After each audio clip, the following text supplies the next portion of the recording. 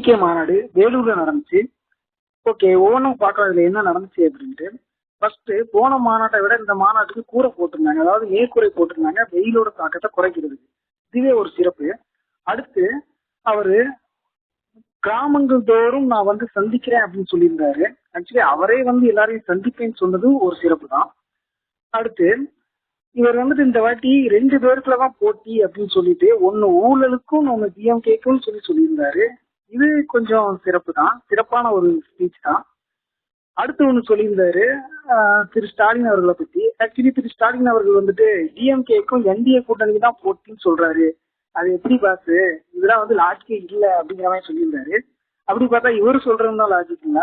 ஏன்னா மற்ற கட்சிகள்லாம் இருக்கிறப்போ வெறும் டிஎம்கேக்கும் டிவிகேக்கும் மட்டும்தான் போட்டி இவரும் சொல்லிட்டு தானே இருக்காரு. இதை மட்டும் எப்படி ஏத்துக்க முடியும்?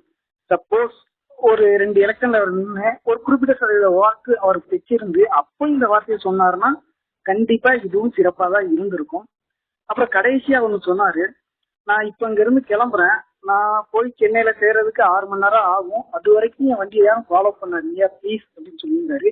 இதுதான் இருக்கிறதுலே மிக மிக மிக சிறப்பு. ஏன்னா இது ஒவ்வொரு மாநாட்டையும் அவர் சொல்லுவார் நாங்க எதிர்பார்த்தோம், இதுலயே அவர் சொல்லல, ஆனா இந்த வாட்டி சொல்லிட்டாரு. இன்னும் கூட சில விஷயங்கள் சொல்லியிருக்கலாம். அது என்ன அப்படின்னா, பொதுவாவே ஒரு மாநாட்டுக்கு வரும்போது கொஞ்சமாவது ஒழுக்கமா வரணும் அப்படிங்கிறது அந்த அரசியல் நாகரிகம் அது இருக்கு. இவங்க வந்துட்டு ஒரு கேட்ட திறந்த உடனே ஏதோ தியேட்டர்ல போற மாதிரியே தான் இன்னும் போயிட்டு இருக்காங்க. அதை கொஞ்சம் அவர் மாத்திட்டு சொல்லலாம். அப்புறம் ரொம்ப முக்கியமான ஒண்ணு என்ன அப்படின்னா, இவங்க கட்சி மேல யாராவது விமர்சனம் வச்சா உடனே அவங்கள வந்து ரொம்ப தரைக்குறவா பேசுறதும், கமாண்ட் ஏதாவது அசிங்கமா பேசுறதும், இதை கொஞ்சம் நிப்பாட்ட சொல்லி இவர் மேடையிலே சொல்லலாம். அப்படி சொல்லியிருந்தா இது இன்னும் இன்னும் இன்னும் சிறப்பா இருந்திருக்கும். பார்ப்போம் அடுத்த மேடையில் அவர் இதெல்லாம் சொல்லுவாரா அப்படின்னு. ஓவராலா பார்க்கும்போது கண்டிப்பா போன மாநாட்டுக்கு இந்த மாநாட்டுக்கு ஒரு நல்ல முன்னேற்றம் இருக்குன்னு தான் சொல்லணும். பார்க்கலாம்.